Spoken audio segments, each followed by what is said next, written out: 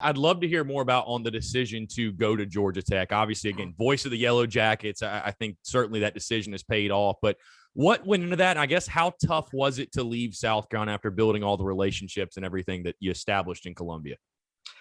That's a great question. And Georgia Tech was just too good of an opportunity for me to pass up at that stage in my career. There's no sense being coy. They gave me a chance to call football. I'd done some of that when I was in Winston-Salem doing their national programming and had kind of gotten that itch to do it again. But I would not have left South Carolina for any old job. And the more I've done my research on Georgia Tech and the history of its radio network and the pedigree of broadcasters who had been the play-by-play voice there, to be entrusted with upholding that tradition in a market like Atlanta, it was too amazing an opportunity for me to pass up. But I did that through some clenched teeth, because you also realize the situation that you're leaving, the people and the fans that you have to leave behind. So I like to think that I traded one amazing situation for another, and I still have so much fondness for the fans of South Carolina and the people that I worked with, the people that I got to broadcast for, and I'm grateful that I can still now pop on the television and follow a South Carolina game and just kick back and enjoy the game as a spectator now.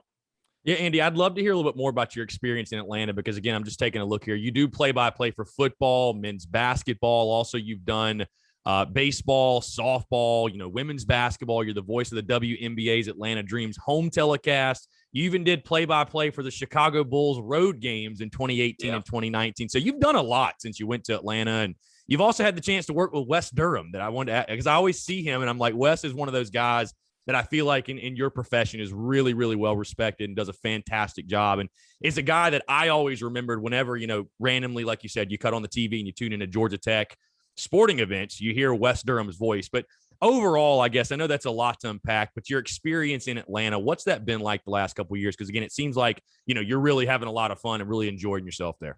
Yeah, it's been wonderful. Georgia Tech fans, very passionate. They believe in the values of their institute, which I love. And, right now we're on a rising tide.